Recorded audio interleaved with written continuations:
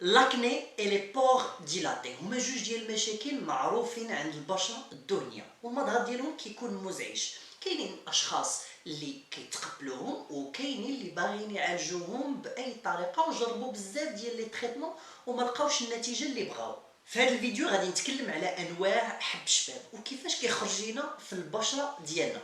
كذلك غادي نهضر على المشكل ديال توسع المسام اللي هما الحجم ديالهم كيكون صغير ولكن كيقدروا يتبدلوا ويوليو الحجم ديالهم كبير وتصبح مرئيه على سطح البشره. زياده عن ذلك غادي نهضر على واحد المجموعه ديال المنتجات اللي فيها واحد المكونات مناسبه للغايه للعلاج والوقايه كذلك من لاكني اللي هو حب الشباب وتوسع المسام اللي هما لي بور ديلاتي اللي تقدروا تستعملوهم في الروتين اليومي ديالكم للعنايه بالبشره الدهنيه. بقاو معايا.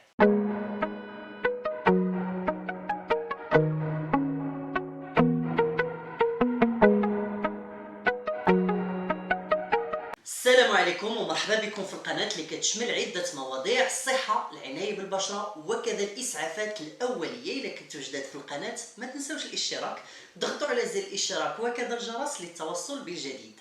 أنواع حب الشباب أو لاكني مختلفة ومتعددة. نذكروا لنا كاين واحد النوع سميتو لاكني كونغلوباتا. هذا النوع فيه جميع اشكال البثور والتقرحات وكيجيب واحد الكميه اللي هي كثيره بزاف. زياده عن ذلك فيه واحد الخطر باش يخلي دي سيكاتريس اللي هما الندبات، وكيجي في منطقه الوجه، الكتف، الظهر، الذراع. والاغلبيه ديال الاشخاص اللي متعرضين ليه هما الرجال اللي كيكونوا في سن صغير. وكاين لاكني فيلمينونس اللي كيجي على غفله وكيخرج الحبوب في دقه واحده، وكيجي بزاف عند الرجال اللي كيتراوح العمر ديالهم ما بين 15 حتى 30 سنه، ويعتبر هو اخطر انواع ديال حب الشباب. وهذا الشيء بسبب الالتهاب الحاد والاحمرار اللي كيكون في دوك لي كيس او لي نودول اللي كيطلبوا واحد العلاج اللي خاصو يكون سريع. وزياده عن ذلك يقدر الانسان يعاني حتى بواحد الاف المفاصل، واحد لافيير طلع ليه السخانه بسبب هذا الالتهاب اللي هو حاد. وكاين النوع الثالث اللي هو لاكني ميديكامونتوز اللي راجع لواحد رده فعل بسبب اخذ بعض الادويه اللي المعظم ديالها كيكون اون فورم دي كورتيكويد. لي كورتيكويد معروفين ما كيناسبوش حب الشباب، سوا لي كورتيكويد اللي هما توبيك موضعيه اللي كدار في الوجه ولا اللي كتخاض عبر الفم. زياده عن ذلك من غير لي كورتيكويد كاين لا فيتامين بي 12. لا فيتامين بي 12 معروفه فيها واحد هي دي فورم دي بروتيين كياخذوها الناس بزاف اللي نباتيين ما كياكلوش اللحوم وكياخذوها كمكمل غذائي. حتى هي تقدر تزيد في الحده ديال حب الشباب. ومن غير هذا الفيتامين بي 12 كاين حتى البيوتين. البيوتين تقدروا تسمعوا به، كيتواجد بزاف حتى هو في المكملات الغذائيه اللي عندها علاقه بتقويه الشعر او تساقط الشعر. يقدر يفيد الانسان، ولكن اذا كان شخص كيعاني اصلا من حب الشباب ولا البشره ديالو نوعا ما دهنيه وخدا هاد البيوتين، هاد الماده ديال البيوتين كتقلل ولا كتبطئ من عمليه ديال التخلص من الخلايا الميته، يعني لي بور غادي يبداو يسدوا اللي غادي يخلق لنا المشكل ديال حب الشباب. والنوع الرابع اللي هو لاكني دو كونتاكت، وكيجي من الشخص كيستعمل بعض المكونات اللي هما كيميائيه وكتكون كوميدوجين. واش كنعنيو بكوميدوجين؟ يعني واحد الماده او مكون اللي غادي يسد لنا المسام بواحد الطريقه اللي هي قويه، وكنتيجه كيظهروا هاد البثور او التقرحات. يقدروا يكونوا وصفات طبيعيه اللي هي مفيده، ولكن واحد من دوك المكونات غادي يكون غير لائق، يعني كتلقاي واحد النتيجه او كتلقى واحد النتيجه اللي هي مفيده من بعد داك الاستعمال ديك الوصفه الطبيعيه، ولكن واحد المده اللي هي قليله كيخرجوا واحد الحبوب ولا او بثور او تقرحات وما كتعرفش السبب. عرف بان واحد من دوك المكونات راه غلق المسام بواحد الطريقه اللي هي قويه غير لائقه على البشره. وليس فقط هاد الوصفات الطبيعيه، يقدروا حتى يكونوا دي كريم هيدراتونت اللي هما الكريم ديال الترطيب، وكيكون كوميدوجين، كيكون قوي، فيه بزاف ديال الزيوت، حتى هو يقدر يسبب هاد النتيجه الغير مرغوب فيها.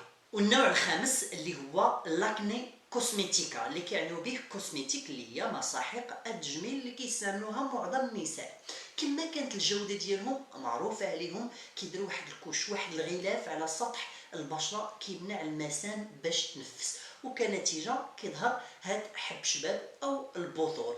ولتفادي هذا المشكل خاص ضروري واحد الروتين يومي لتجنب هاد السلبيات ديال مساحيق التجميل. والنوع السادس والاخير اللي هو لاكني جوفينيل بوليمورف، اللي معروف بزاف عند المراهقين كيبداهم في سن البلوغ، وكيجي اون فورم دي كوميدون فيرمي ولا دي بوان نوار ولا دي ميكرو كيست، وحتى دوك البثور اللي كيديروا واحد الراس اللي هو ابيض، وكيكون معهم واحد الالتهاب وواحد الاحمرار كذلك. وما كيجيش فقط المراهقين، يقدر يجي حتى النساء والرجال كبار السن بسبب هرموني او وراثي. اللي خاصكم تعرفوه هو البشره ديالنا بشكل مستمر كتخلص ولا كتحيد الخلايا الميته بواحد الطريقه غير مرئيه، ولكن طبيعيه وضروريه باش البشره تقدر تنفس وتجدد.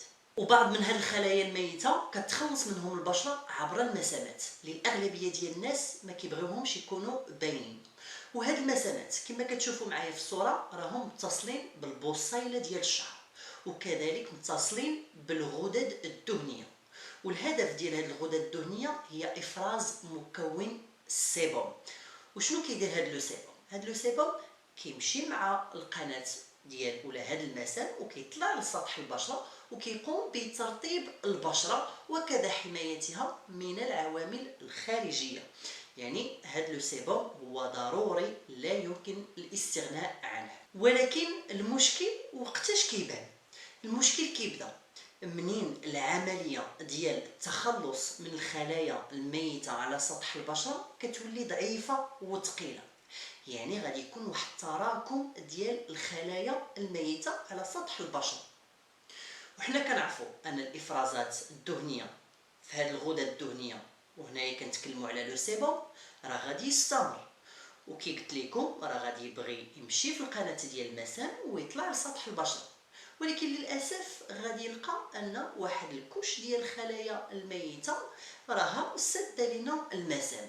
يعني الافرازات غادي تستمر، وهنا غادي يوقع علينا المشكل الاول اللي هو واحد البالونمون، غادي يوقع لنا واحد التوسع في المسام في الداخل وكذا في الخارج بسبب تراكم ديال المكون لو سيبوم. وكما كنعرفوا غادي يوقع لنا هذا التراكم اللي غادي يدي واحد الانتفاخ، وهنايا غادي يتبدل الحجم ديال المسام، من المسام اللي كانت صغيره غادي تولي كبيره. هذا المشكل الاول. وهذا المشكل الاول غادي يؤدي المشكل الثاني اللي هو ظهور البثور او التقرحات بسبب تكون او بسبب ديال لو سيبوم اللي ما خرجش لنا لسطح البشره. وهنايا كيوقع واحد النوع ديال الالتهاب او الاحمرار. وبالضبط علاش كيوقع لنا هاد ظهور ديال حب الشباب في هاد البلاصه؟ شنو كيوقع لنا مازال في هاد المكان بالضبط اللي تراكمات فيه المكون ديال السيبوم؟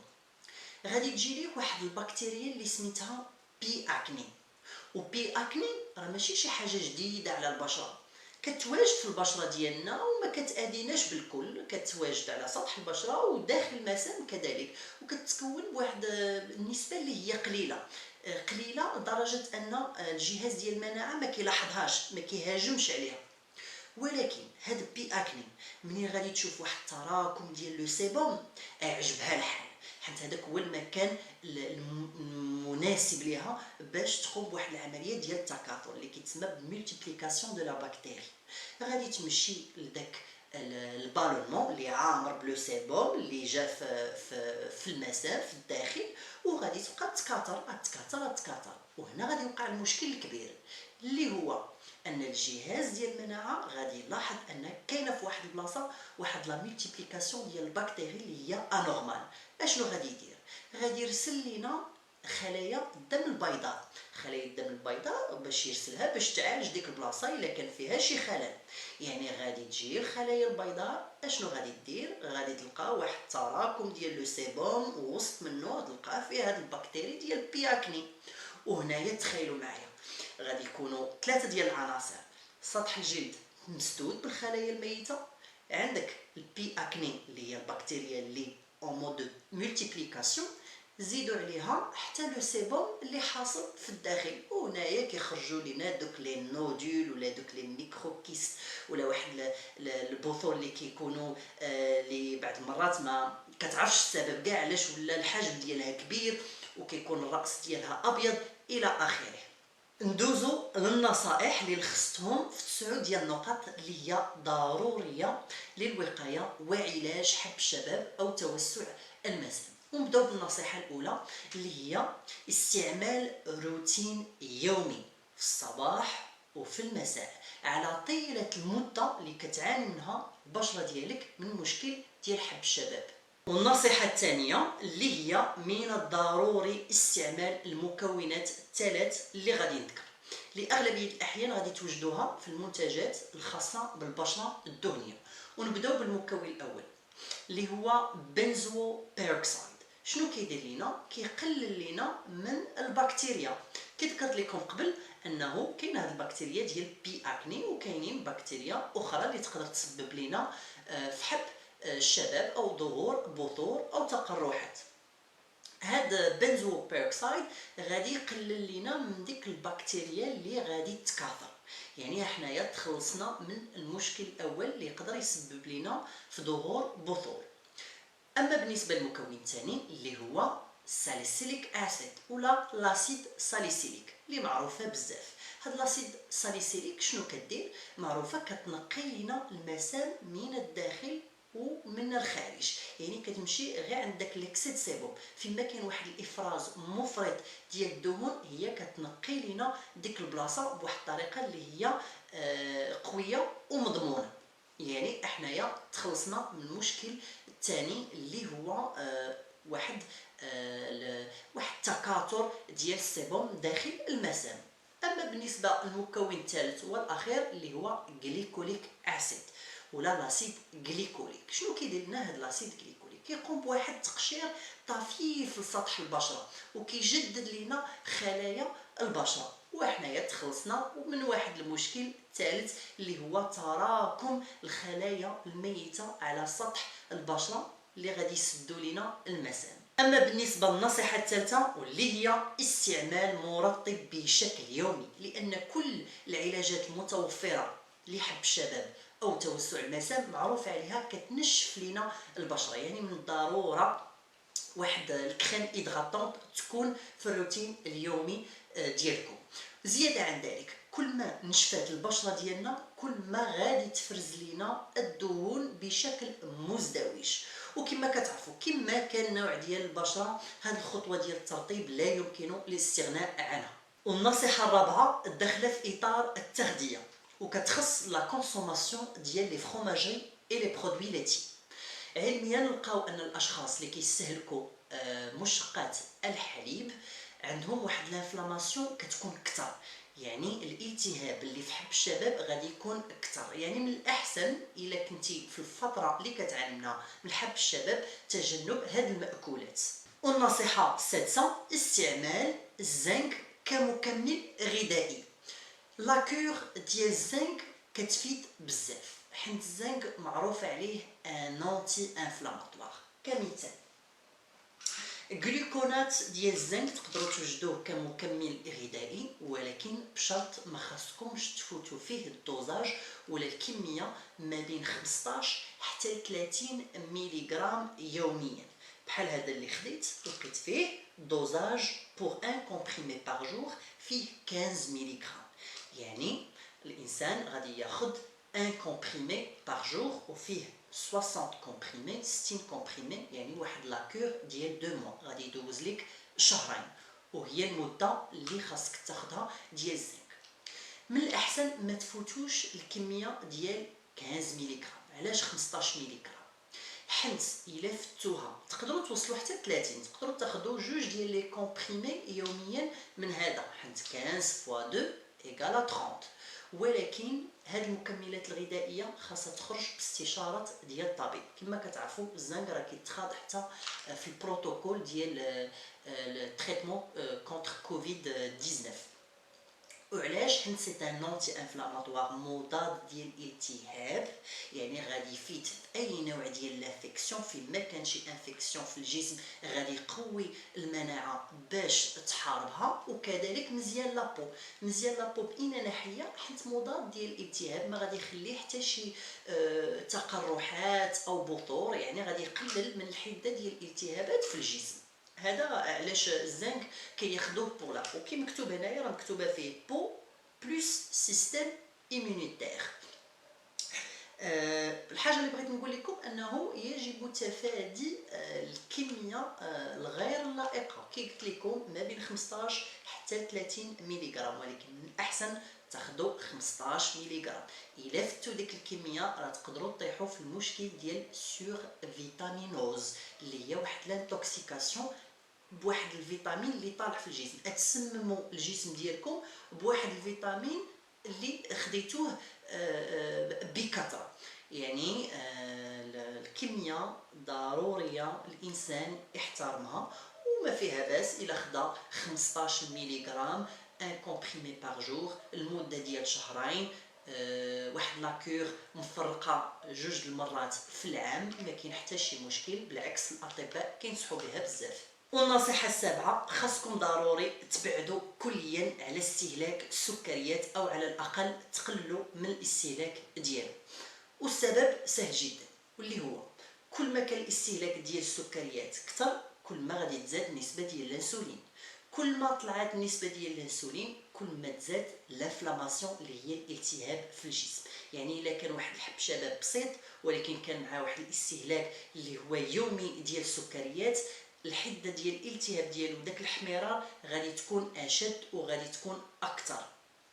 جربوها، ديروا واحد ان موا كونسوماسيون زيرو سكر، وغادي تلاحظوا ان ديك البوسي ديال لاكني غادي تقل بزاف، وحتى لانفلاماسيون ديالو غادي تكون طفيفه وخفيفه، وغادي تكون بواحد الشكل اللي هو ملحوظ. والنصيحه الثامنه اللي هي ما تكلموش في الهواتف النقاله ديالكم مباشره. وهذه النصيحه ماشي جديده عليكم، كما كتعرفوا لي تليفون بورطابل راهم يقدروا يكونوا سورس دو كونتاميناسيون اللي هي بكوفيد 19، اللي هي سمعناها من شحال هادي، واللي هي حاجه منطقيه. كما كتعرفوا زجاج ديال الهواتف النقاله راه كيجمع مجموعه ديال البكتيريا، دي فيروس، دي بكتيري اي لي جيرم اللي هما ميكروسكوبيك ما كنشوفوهمش. هذا من جهه اللي هي اشد خطوره. هنا كنهضروا على الكونتاميناسيون ديال فيروس كوفيد 19. زياده عن ذلك من جهه اخرى بالنسبه للموضوع ديال حب الشباب، علاش انه هاد الهواتف النقاله راه كنحطوها فوق لي طابل ديال لي ريستورون ولا لي سناك ولا لي كافي، هاهما جمعوا لي بكتيري، عاوتاني كنشدو في يدينا الا كانت يدينا ما مغسولاش احنا دوزنا ليه لي بكتيري، عاوتاني كنحطوه في الجيب ديالنا، يقدر الجيب ديالنا يكون فيه الصرف اللي حتى هو كونطاميني بلي بكتيري ولا لي فيروس ولا لي جيرم. يعني كيجمع واحد الدرجه ديال التلوث اللي ما كتخيلوهاش، وهادشي كامل كيبقى ميكروسكوبيك اللي ما تقدروش تشوفوهم بالعين المجرده. بعض المرات يجيك واحد الاتصال وكتنسى راسك وغادي تحط التليفون على الخد ديالك، اللي هنا فين توقع الكونتاميناسيون بكوفيد 19، وهنا فين غادي دوز كاع دوك لي بكتيري اللي البشره ديالك ما مولفاهمش، غادي دوزهم الخد ديالك. هنا شنو كيوقع؟ هنا كيوقع هذوك لي بكتيري ودوك لي جيرم غادي يديروا واحد الالتهاب اللي النتيجه ديالو غادي يظهر حب الشباب. باش تجنبوا هادشي كامل تقدروا تستعملوا لي زيكوتور ولا الايربادز باش ما يكونش داك الكونتاكت ديريكت مع التليفون. والنصيحة التاسعة والأخيرة واللي هي تجنب استعمال كل أنواع الزيوت الطبيعية اللي كتستعمل من أجل ترطيب البشرة. للأسف البشرة الدهنية ما نقدروش نستعملوا لها هاد الزيوت، وبالاخص البشره الدهنيه اللي متعرضه للحب الشباب، لانها غادي تغلق لنا المسام وغادي تزيد في تفاقم المشكل. ندوزو البروتوكول ديال التريتمون ولا الروتين اليومي للعنايه بالبشره الدهنيه، وفيه بزاف ديال الخطوات نحاول نلخصهم لكم. نبداو بالخطوه الاولى وهي غسل الوجه. فيها 3 ديال النقط. النقطة الأولى: يجب اختيار بعناية غسول الوجه المناسب للبشرة الدهنية، ماشي أي غسول وجه نقدروا نغسلوا به هذا النوع ديال البشرة. ثاني حاجة: يجب الانتباه كذلك للنظافة ديال المنشفة ولا لا سيرفييت، خاصها ديما تكون نقية. علاش؟ حيت لا سيرفييت كتجمع لي باكتيري ولي جيرم، وكي ذكرت لكم قبل هاد لي باكتيري ولي جيرم بسهوله نقدروا ندوزوهم لسطح البشره ديالنا، وكنتيجه يقدر يكون واحد الظهور ديال البثور. ثالث نقطه هي انه يجب غسل الوجه بالماء الدافئ فقط، وليس بالماء الساخن او الماء البارد، وانا نقول لكم علاش. الماء الساخن شنو معروف عليه؟ كيحل لنا لي بور، كيحل لنا المسام. وهاد المنتوجات ولا هاد غسول الوجه ديال البشره الدهنيه فيه اصلا مكونات اللي هي قويه كتدخل داخل المسام.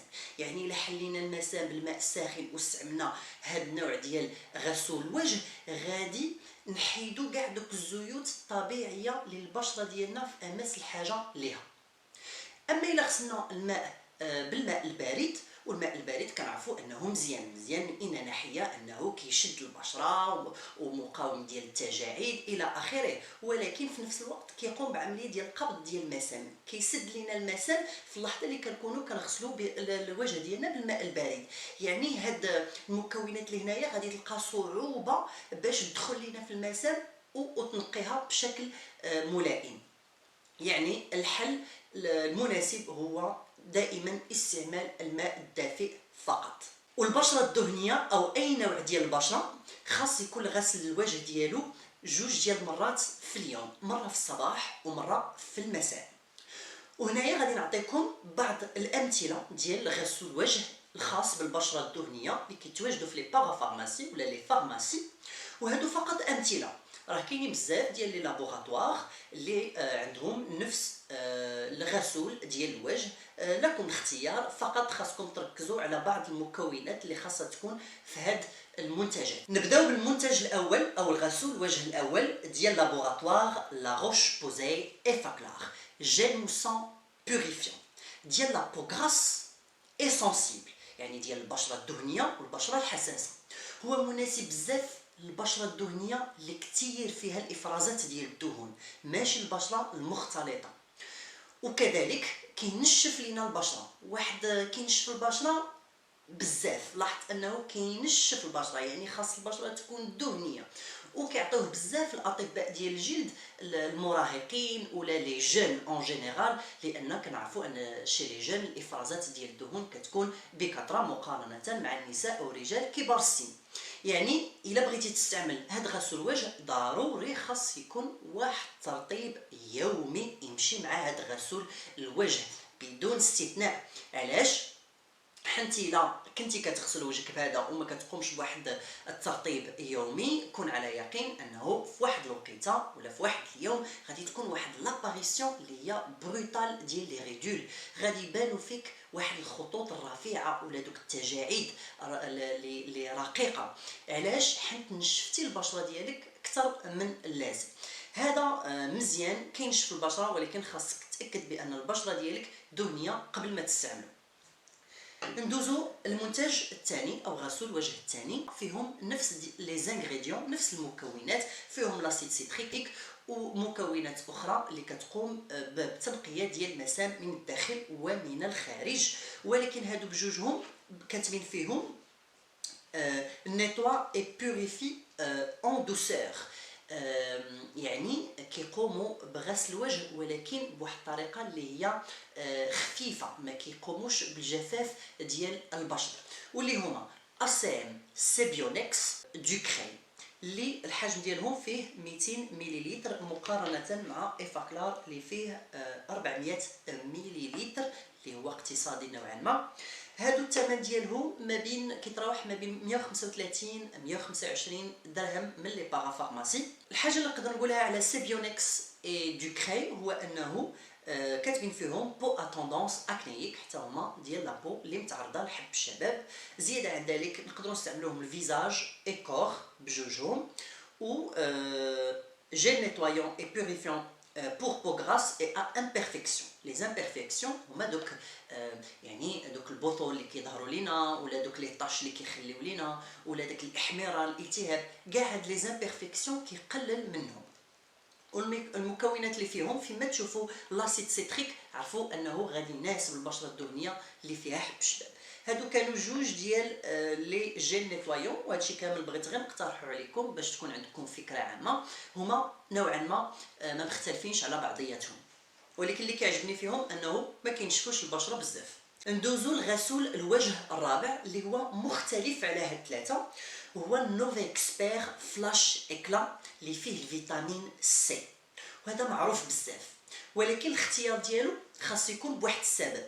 يعني الشخص اللي غادي يستعمل هذا غادي يكون عنده البشره دهنيه او اي نوع ديال البشره تقدر تستعمل هاد نوفيكسبير فلاش اكلا.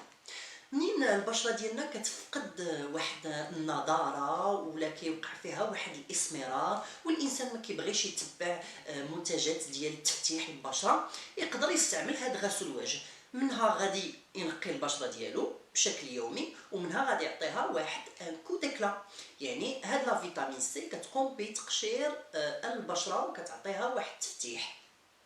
كاتبين فيه وكنعرفوا هذا نوفيكسبير هما واحد كيستعملوا واحد الفورمول دوريجين ناتوريل، كاع المكونات اللي فيهم طبيعيه. هادشي علاش بزاف كتعجبني هاد لاكام، لان كاع المكونات ديالها 100% ناتوريل. كاتبين فيه الا غسلنا الوجه ديالنا وخليناه 10 سكوند كيعطينا واحد كلين سكين ولا بو نيت، يعني غادي نحيدو غير دوك الاوساخ وغادي نقيو لي بور. هذه الا خليناه في الوجه ديالنا 10 ديال الثواني. اما الا خليناه 20 سكوند كيعطينا واحد البو ليس. هنايا كنخليو داك الفيتامين سي يقوم بالعمل ديالو اللي هو تقشير البشره وكيعطيها داك التفتيح والنضاره. دوزو المنتج الخامس اللي حتى هو جا على شكل غسول ديال الوجه. هنايا كنتكلموا على نفس لاكام اللي هضرت عليها توجور نوفيكسبير. فيما كنقولوا نوفيكسبير كنتكلموا على واحد الفورمول اللي هي 100% دوريجين ناتوريل. الفرق ما بينه وما بين حتى هذا ديال نوفيكسبير وهذا فيه الفيتامين سي، ولكن هذا فيه تريو زنك، فيه 3 ديال لي موليكول ديال الزنك. وكنعرفوا الاهميه ديال الزنك البشره الدهنيه اللي متعرضه لي زامبيرفيكسيون، يعني اللي متعرضه للاسمرار، متعرضه للتصبغات، متعرضه لواحد الالتهاب ديال البثور الى اخره.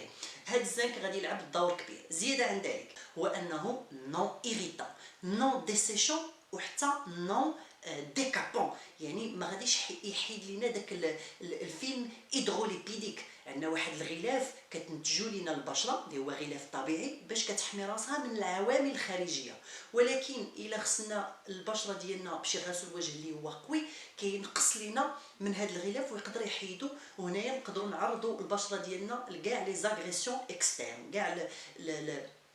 كاع العوامل الخارجيه. زياده عن ذلك انه اللي عجبني فيه هو لا تيكستور ديالو جيلي موسونت وكتعطي واحد البو نت. والثمن ديالو الا بغيتو تاخذوا عليه فكره هو 150 درهم من البري بارافارماسي. مباشرة بعد غسل الوجه ندوزو الخطوة الثانية اللي هي مهمة جدا ولا يمكن الاستغناء عنها، وهنا كنتكلم على ترطيب البشرة. وترطيب البشرة ليس فقط الدهنية بل كل أنواع البشرة، ولكن اللي كيخص البشره الدهنيه هي عندها بعض الخصائص. ما يمكنش لينا نستعملوا اي كريم للترطيب، خاصو يكونوا فيه جوج ديال المزايا.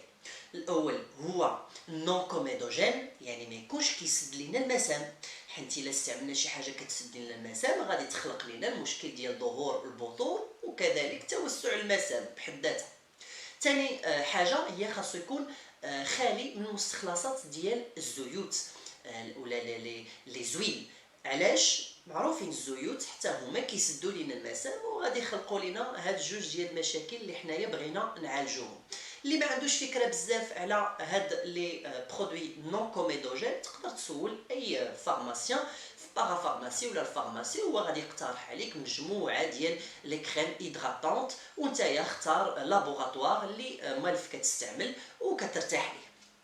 هذه واحد النقطه بغيت نشاركها معكم قبل ما نوريكم بعض الامثله فقط ديال هاد لي كريم هيدراتونط اللي عندي عليهم واحد الفكره، وعندي عليهم فكره ديال حتى استعملتهم شخصيا، وبغيت نشارك معكم المكونات اللي فيهم. هما خاصين بالبشره الدهنيه، وكذلك لعلاج حب الشباب ولعلاج توسع المسامات.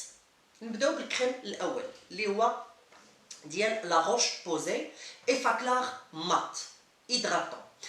كاتبين فيه ثلاثه ديال لي زاكسيون، كاتبين فيه سيبوريغولاتور، انتي بريانس اي انتي بور ديلاتي. سيبوريغولاتور غادي قاد لنا الافرازات ديال الدهون في الغدد اللي كتفرز لنا الدهون. انتي بريانس كنعرفوا ان البشره الدهنيه الا غير خرجتي وضرباتك الشمس كاينين بعض المناطق اللي كيبانوا بحال فيهم واحد الافراز مفرط وغير لائق، هذا كيحيد لنا داك اللمعان اللي كيكون غير مناسب للبشره. انتي بور ديلاتي ماشي كيعالج لينا توسع المسامات، ولكن مقاوم او كيحارب لينا باش ما يظهروش لينا هاد باش ما نطيحوش في هذا المشكل ديال توسع المسام. هادو لي زاكسيون اللي كاتبين فيه، ولكن اجيو نشوفوا المكونات واش عندها علاقه مع هادشي اللي كاتبين دايرين فيه. نبداو غير بالمكونات اللي هما لي برينسيپ اكتيف اللي عندهم علاقه مع هاد لي 3 زاكسيون. كاين المكون الاول اللي هو بيرلايت. هاد البيرلايت شنو الهدف ديالو؟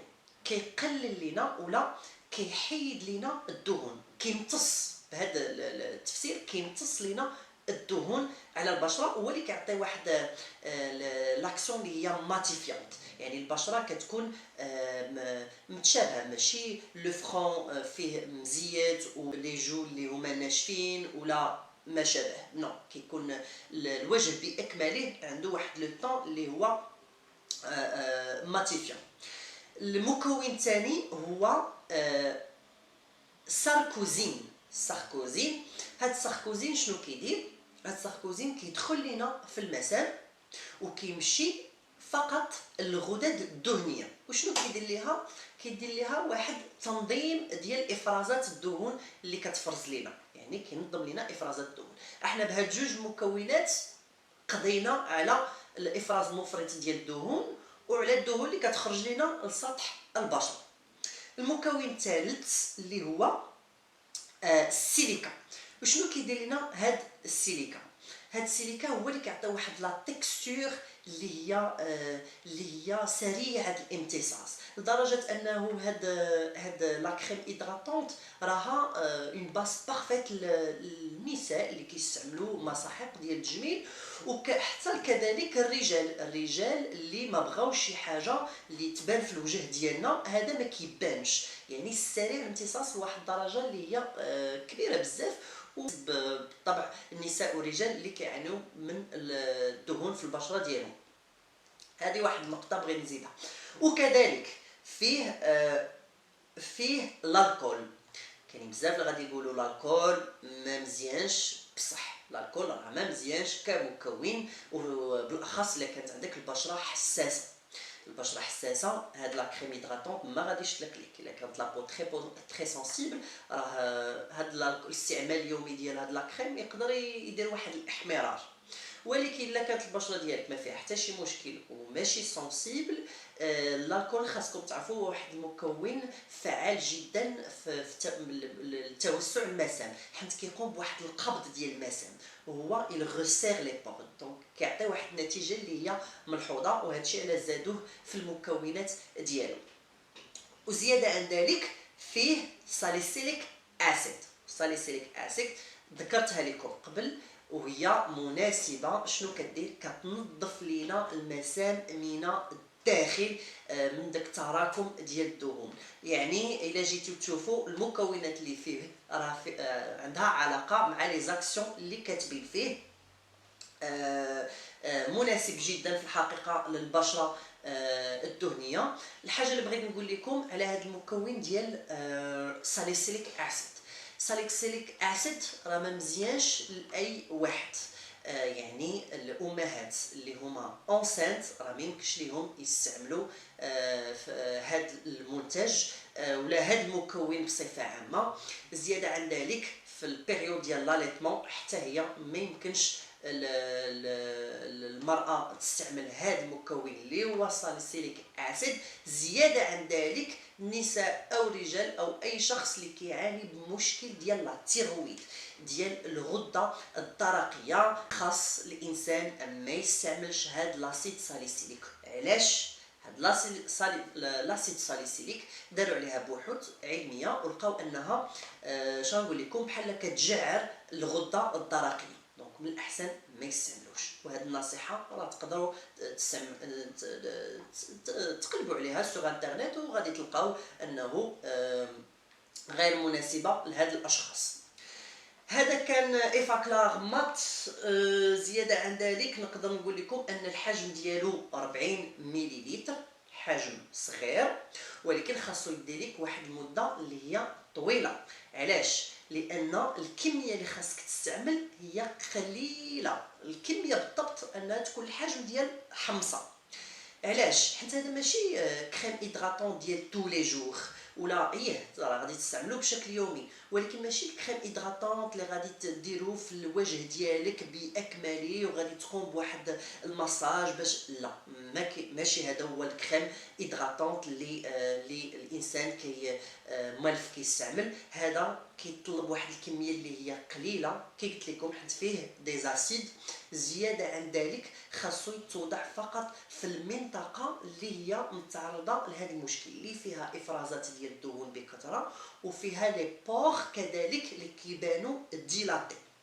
نعطيكم مثال، احنايا خدينا واحد الكميه اللي قلت لكم على شكل الحمصه بالضبط، خديتيها غادي تدوزها ما بين الاصابع ديالك وغادي تحطها بهذه الطريقه في المناطق اللي هما لو فرون لو ني لي جو ما تبقي في الوجه ديالنا، وبلا لا داعي باش ديروا واحد المساج. علاش؟ حيت فيها المكونات اللي سريعه الامتصاص، يعني يكفي غير توضعها بهذه الطريقه. الله يجعل البركه. هذا كان، وتقدروا تستعملوها مرتين في اليوم، ولكن نصيحه استعملوها مره واحده اللي هي كافيه، ومن الاحسن تكون في الصباح. قلت لكم فيه واحد المكون ديال السيليكا. شنو كيدير لنا هذا السيليكا؟ هو اللي كيعطي واحد لا تيكستور اللي هي جميله وما كتبانش، ولكن في نفس الوقت راه كيدير لنا واحد الكوش على البشره. دونك من الاحسن ما نستعملوش في المساء ونخليوه باش نخليو دوك حتى لي بور ديالنا يتنفسوا والبشره تنفس بشكل لائق. هذا هما المعلومات اللي نقدر نقولهم لكم على هذا لا روش بوزي ايفاكلار مات. اللي بغى يعرف الثمن ديالو راه الاثمنه كي قلت لكم كتختلف ما بين بارافارماسي والفارماسي، هو 135 درهم. اما بالنسبه للاشخاص اللي كيقوموا بعلاج حب الشباب بدي كريم اللي هما موضعيه، وكنعني بهذا جوج ديال لي كريم معروفين عندنا بزاف اللي هما غيتاكنيل وديفيرين. ديفيرين فيها المكون ديال لادابالين، و غيتاكنيل فيها مكون ديال الغيتينوين. بجوجهم تقريبا عندهم نفس المفعول. شنو كيديروا لنا البشره وكيفاش كيحيدوا لنا هاد حب الشباب؟ هاد المكونات اللي فيهم كتسرع لينا تجديد خلايا البشره، يعني دوك الخلايا الميته ما غاديش يبداو يتراكموا لينا ويسدوا لينا المسام وغادي يديو لظهور البثور، يعني غادي يحيدوا لينا دوك الخلايا الميته والمسام غادي تقدر تنفس وتجدد بطريقه اللي هي طبيعيه وجيده، وكنتيجه ما غاديش يبان فينا داك البثور ولا حب الشباب. زياده عن ذلك فيها مضادات ديال الالتهاب، يعني داك البثور اللي فيها واحد الاحمرار واحد الالتهاب غادي تقلل من الحده ديالو. هذا فقط جوج ديال المكونات اللي كيقوموا بهذه الطريقه ديال العلاج، ولكن هادو كيبقاو دي برودوي اللي هما فارماسيوتيك. يعني الاستعمال ديالهم خاص يكون باستشاره طبيه، استشاره ديال الطبيب ديال الجلد. انا كانت خرجت لي الطبيبه ديالي غيتاكنين اللي هو ديال فيه ماده ديال غيتينوين، والنسبه ديالو 0.05%. هو مناسب جدا لاكني اللي هو موين سيفير، اللي الحده ديالو متوسطه، يعني ماشي بزاف، ما يكونش لاكني بزاف وما يكونش عاوتاني لاكني داك اللي خفيف. هذا لاكني اللي متوسط هذا مناسب. وحتى ديفيرين نفس الشيء. شنو اللي نقدر نقول لكم على الاستعمال ديال هاد غيتاكنين ولا ديفيرين؟ ذكرت لكم ان الاستعمال ديالو خاص يكون باستشاره الطبيب، ولكن الا كنتو كتستعملوه بلا استشاره ديال الطبيب على الاقل خاصكم تستعملوه بالطريقه الصحيحه. وشنو هي الطريقه الصحيحه؟ هي يجب احترام الكميه. الكميه اللي خاصكم تستعملوا اللي بالطبع كتستعمل في المساء فقط حتى كتغسل الوجه ديالك، كميه خاصها تكون قليله. وغادي نقول لكم بالضبط الكميه بشحال، بحال الراس ديال هذا الكوطونتيج فقط. هذه الكميه هي اللي كتوزع على الوجه باكمله، مع تجنب المنطقه ديال العينين، المنطقه ديال الانف، المنطقه ديال الفم. علاش؟ حيت هذه البلاصه لابو معروفه عندنا فين رقيقه بزاف، يعني تقدر الا حطيتي عليها هذا الكريم تقدر يوقع فيها واحد الاحمرار، واحد الالتهاب، واحد الجفاف، وداك الجفاف يقدر يؤدي للسواد ديال البشره ومشاكل اخرى متفغينا عنها. يعني نتكلموا على هاد لي دو كريم هيدراتونط ديال لابوغاتوار ACM اللي مختلفين على بعضياتهم. نبداو بالنوع الاول اللي هو ACM روزاكان. علاش سماوه روزاكان؟ روزاكان جايه من لا روزاسي، والغوزاسي هي واحد الحاله كتوقع عند بعض الاشخاص اللي هي كيوقع واحد الاحمرار في بعض المناطق في الوجه، ولكن ماشي احمرار عادي، واحد لي روجور الا حققتي فيهم يبان لك في الداخل ديالهم تحت الجلد واحد لي فيسو، واحد العريقات اللي هما بحال ترتقوا اكلاتي، اللي هو كيكون بسبب واحد الحاله اللي كتوقع عندك الانسان اللي كتادي لهذا السبب. ما ندخلوش بزاف في هذا الموضوع، ولكن هذه هي الغوزاسي. الغوزاسي هو داك الاحمرار. دونك هذا سماوه غوزاكان، يعني كيكالمي لينا هذا الغوزاسي. وكاتبين فيه من غير هذا التيتر كريم انتي روجور، يعني ضد الاحمرار. زياده عن ذلك كاتبين فيها ابيز مهدئ، إدغات مرطب، ديمينو لي روجور دي بو سونسيبل، كيقلل لينا الاحمرار ديال البشره اللي فيها واحد الحساسيه مفرطه ولا حساسه. اتوندونس كوبيروزيك. كوبيروزيك هو الغوزاسي، واحد النوع من هاد لي فيسو اللي قلت لكم كيتواجدوا تحت الجلد اللي كيكونوا اكلاتي.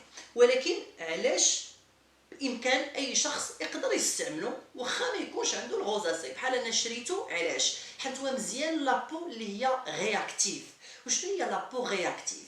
لابو رياكتيف هي اللي اي حاجه درتي ليها كيوقع فيها واحد التهيج اللي هو بسيط. يعني غسلتي وجهك بالماء بارد، كتشوف المرايه وكتلقى انه بعض المناطق ولاو حمر وما كتعرفش علاش. غسلتي وجهك بالماء الساخن حتى هو كيوقع نفس الوقت. ولا خرجتي ضرباتك الحراره كيوقع لك هذا المشكل. ولا كان البرد حتى لابو رياكتيف بحال قلتي كيكون عندها واحد رده فعل بسبب واحد الحاجه تعرضت ليها. هاد لابو رياكتيف هي عاديه، ماشي شي مشكل. ولكن ملي كتعرضها لهاد النوع ديال لي تريتمون اللي ذكرت لكم اللي نوعا ما كيكونوا انتنسيف، تقدر يوقع فيها واحد التهيج، يقدر يوقع فيها واحد الاحمرار. يعني خاصك واحد لا كريم اللي تكون ابيزونت مهدئه وتكون ضد الاحمرار. الا كنتي كتلاحظ فعلا انه كاينين دي طاش اللي كيكونوا روج كيخرجوا لك في الوجه ديالك ولا في البشره ديالك، في هذه الحاله هاد غوزاكان هذا غير اختيار شخصي انا استعملتها وما حتى هي نون كوميدوجين، ما سداتش ليا المسام، ولكن عطاتني واحد ليدغاتاسيون اللي هي بروفوند مناسبه لهذا النوع ديال العلاجات اللي كيكونوا قويين بزاف. هذا كي ذكرت لكم هذا خاص انتي روجور، يعني منين غادي تلاحظوا الاحمرار بغيتو شي مهدئ هذا مناسب واخا ديال الغوزاسي، والناس ديال اللي عندهم هذا المشكل ديال الغوزاسي راه نتوما تعرفتوا راه بان كاين واحد المنتج مناسب لهذا المشكل ديال الكوبيروز. ندوزو المرطب الثاني حتى هو من نفس لابوغاتوار اللي الاسم ديالو ACM ولكن سيبيونكس. سيبيونكس إدرا كاتبين فيه كريم ريباراتريس، يعني كتعالج لينا واحد الضرر وقع في البشره ديالنا.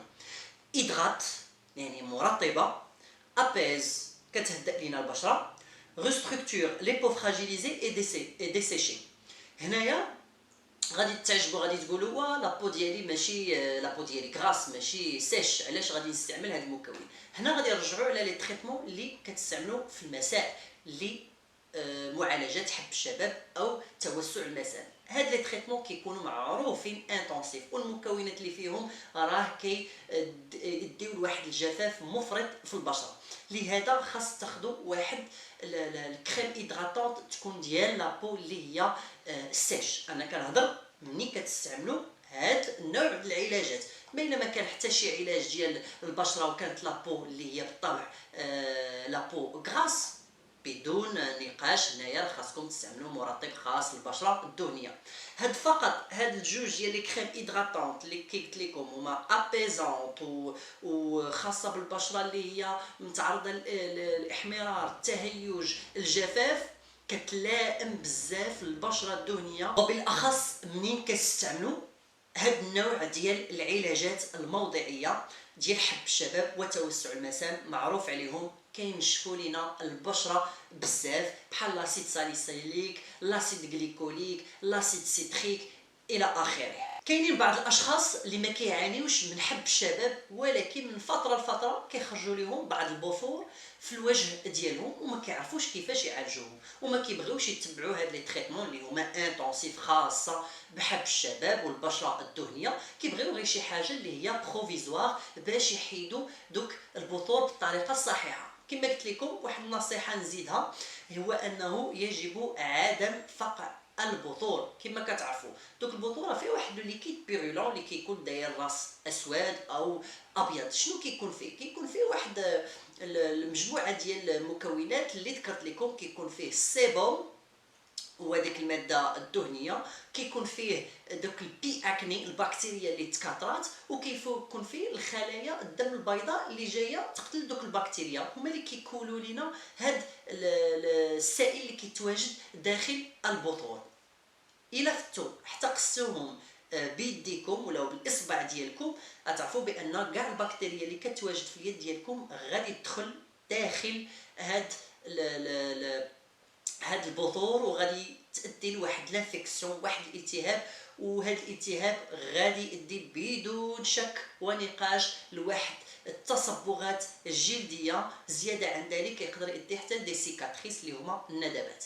باش تفاداو هذا الشيء كاين واحد الحل بسيط تقدروا تخليوه عندكم في المنزل ديالكم لواحد المده اللي تبقى عندكم طويله. وكنهضر على الاشخاص اللي كيخرجوا لهم غير مره هاد البثور. هو ديال لي غاك، جا فلاكون صغيور فيه بالضبط 15 مليلتر، سميتو ليراك سيبولوجي كونسونطري ستوب بوطون ولا اس او اس بوطون، يعني خاص غير بالبثور. وكنهضر على ان الحجم ديالهم ولا الكميه ديالهم عفوا غادي تكون قليله، يعني واحد ولا جوج، ماشي الوجه باكمله وغادي نستعملوا هذا كعلاج، لا. فيه واحد البودر اللي كتكون في الاسفل ديال هذا الفلاكون وما تبقى عامر بواحد لو ليكيد. ضروري ما خصناش نحركو، ضروري خاص البودر تبقى لتحت والليكيد يبقى سيباري معزول عليها الفوق، ما خصناش نخلطوهم مع بعضياتهم. طريقه استعمال سهله، كتاخذ كوطونتيج وكتخشي الكوطونتيج حتى يقيس داك البودر اللي كتواجد في الاسفل وكتهزو، وبيان سور غادي تخاد داك البودر مع الليكيد وغادي تحطها مباشره على البثور. في هذه اللحظه غادي تحسوا بحال شي شويه واحد ديمونجيزون، بحال كتحك شي شويه، وهذا شيء عادي حيت كيقتل لنا البكتيريا، وهذه هي ردة فعل ديال البشره. من موراها بضع ساعات تلقى ديك البلاصه انها نشفات وغادي تخليها، والاستعمال ديالو بالطبع في المساء فقط. لا غد ليه كتلقى ديك البلاصه ما ولاتش حمراء، لا غد ليه تلقى ديك البلاصه الحجم ديال دوك البثور ولا صغير، وواحد المده عاوتاني قليله كتمشي بواحد الطريقه اللي هي سحريه للغايه. هذا كنفضل انا نخلي عندي في المنزل ديالي اس او اس ديال لورجونس، ديال بوطون دورجونس، يعني باش نستعملو بالطريقه الصحيحه وما نقيش هاد البثور باش ما ناديش لظهور التصبغات او الندبات. واللي بغى ياخذ فكره على الثمن ديالو داير 234 ولا 234 درهم. هذا في الثمن ديال الفارماسي. انا خديته من باغا فارماسي ب 164 درهم. وكخلاصه الفيديو اليوم تكلمت على بزاف ديال المنتجات خاصه بالبشره الدهنيه اللي ما يمكنش نستعملوها كاملين في دقه واحده. خاصنا نختاروا المنتجات بعنايه على حسب المشكل اللي كتعاني منه هذه البشره. وانا غادي نعطيكم 3 ديال الامثله، وغادي نبدا بالمثال الاول وعلى شكل بروتوكول ولا روتين يومي للعنايه بالبشره خاصه لواحد البشره اللي كتعاني من حب الشباب، يعني فيها يوميا كينوض فيها حب الشباب. في هذه الحاله نقدروا نختاروا واحد من هاد لي جيل، وهنا غادي نختار شي حاجه اللي كتنشف البشره بزاف، وغادي نختار ايفاكلار جيل موسون بوريفيون ديال لا بو غراس اي سنسيبل. هو باش غادي نغسل الوجه ديالي في الصباح. من غادي نغسل الوجه ديالي بالصباح شنو عارف على هاد ايفاكلار جيل موسون؟ عارف انه كينشف بزاف البشره، يعني ضروري خاص واحد ليدغاتاسيون تكون بروفوند، خاص شي حاجه تكون ابيزانت. هنا غادي نختار اسين سيبيونكس باش تكون واحد ليدغاتاسيون اللي هي مزيانه ومناسبه للبشره. علاش؟ حنت في الليل بعد ندوزو الخطوه الثالثه، غسلت وجهي درت لا كريم هيدراتونت، ناقصه واحد الخطوه واللي هي الحمايه من اشعه الشمس. خاصنا نستعملوا واقي الشمس المناسب للبشره الدهنيه. ونخليت لكم في صندوق الوصف واحد الفيديو اللي هضرت فيه على داي لونغ سنسيتيف، وهو اللي اختاريته اليوم في هذا البروتوكول اللي النسبه ديالو 50. وهنا كملنا الروتين اليومي للعنايه بالبشره الدهنيه في الصباح. في المساء كذلك خاصنا نغسلوا الوجه ديالنا. منين غادي نغسلوا الوجه ديالنا خاصنا نستعملوا شي حاجه ضد حب الشباب، وهنا خاص ضروري تكون واحد الاستشاره طبيه باش تقدروا تستعملوا هاد لو برودوي ولا هاد الكريم اللي هي فارماسيوتيك خاصه بلاكني موين سيفير اللي خرجتها ليا الطبيبه ديالي، وهي جد فعاله. لا هي اللي بحال لا دابالين ديفيرين ضد حب الشباب. يعني غادي نستعملها منين غادي نغسل وجهي في المساء بالغسول، وغادي ندير الكميه القليله وكي شرحت لكم بالضبط. ومن فوق هاد غيتاكنين ولا ديفيرين نقدر نستعمل كريم هيدراتونت كذلك، لا باس بهذا الشيء، يعني غادي يمنع علينا داك التهيج ديال البشره. هذا هو البروتوكول الخاص بالبشره الدهنيه اللي فيها حب الشباب. ندوزو البروتوكول الثاني اللي هي بشره دهنيه ولكن كتعاني غير من توسع ديال المسام. في هذه الحاله غادي نختاروا واحد من هاد لي جيل نيتوايون، ولكن البشره ديالنا ماشي دهنيه بزاف، نقدروا نستعملوا سيبيونكس ماشي ديال لا بو ميكست ديال لا بو غراس، ولكن نيتوا اون دوسور ماشي بحال ايفاكلار. غادي نستعملوا هاد سيبيونكس غنغسلوا وجهنا في الصباح. من موراها خاصنا كريم هيدراتونت ولكن تكون عندها علاقه بلي بور ديلاتي توسع المسام. وهنا اختاريت ديال لا روش بوزي كريم هيدراتونت ايفاكلار مات. هنا غادي نعالج وفي نفس الوقت غادي نقوم بترطيب البشره الدهنيه ونعالج التوسع ديال المسام. من مورا هذه الخطوه كتبقى ديما الخطوه الثالثه اللي هي الحمايه ضد اشعه الشمس. نقدر نختار نفس واقي الشمس ديال الداي لونغ. هذا الروتين ديال الصباح. اما بالنسبه الروتين ديال الليل نقدر نستعمل حسب النوع ديال لي بور ديلاتي اللي عندنا. يعني الا كانوا لي بور ديلاتي اللي بازين بزاف في الوجه وباينين هذا ما غاديش يكون كافي، خاصنا واحد التقشير. وفي المساء نقدر نستعمل ليراك سيبولوجي اللي خاص لي بور ديلاتي، وكذلك غادي يساهم حتى في علاج حب الشباب الا كان، وزياده عن ذلك حتى دوك لي طاش الا كانوا في الوجه، هذا كيفتح البشره. ولكن الدور الرئيسي ديالو حتى هو من il resserre les pores، كيقلل لنا من حجم ديال المسام. هذا غادي يكون في الروتين ديال المساء، وبالطبع كيبقى ديما غسل الوجه قبل ما نستعملوا هاد ليراك سيبولوجي. الروتين الثالث هو عندنا المشكل بجوج، يعني عندنا لي بور ديلاتي وعندنا لابو غراس وحب الشباب. في هذه الحاله نقدروا نستعملوا شي جيل نيتوايون ولا غسول ديال الوجه اللي يكون فيه مكونات غادي تقلل لنا من هاد حب الشباب. واختاريت لكم نوفي اكسبير تريو زنك جولي موسونت بونيت. الزنك كنعرفوا انه ان انتي انفلاماتوار، يعني غادي يقلل لنا من دوك لي زامبيرفيكسيون. هذا في الصباح غادي نغسل به الوجه ديالي. من موراها نقدر نستعمل واحد لا كريم هيدراتونت، نقدر نبقى في ايفاكلار نيت. و الحمايه من اشعه الشمس، الحمايه من اشعه الشمس بداي لونغ ديال لابو غراس. وفي المساء نقدر نستعمل غيتاكنيل. وهنايا حاربت توسع المسام بإيفاكلار ديال لي بور ديلاتي، وحميت راسي من ظهور حب الشباب بالتريتمون فارماسيوتيك اللي هي غيتاكنيل.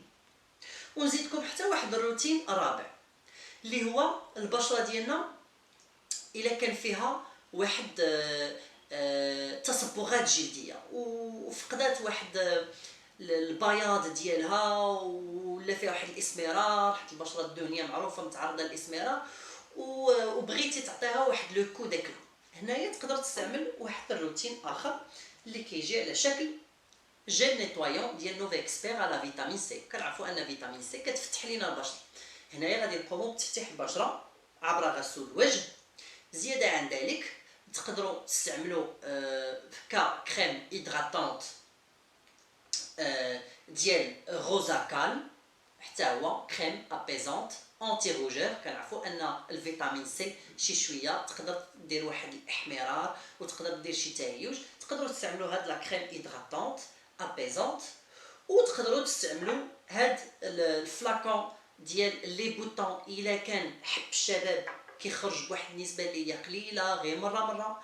اما الا كان بنسبه كبيره تقدروا ترجعوا الروتين ديال غيتاكنيل مع الحمايه ديال الشمس بدايلونك.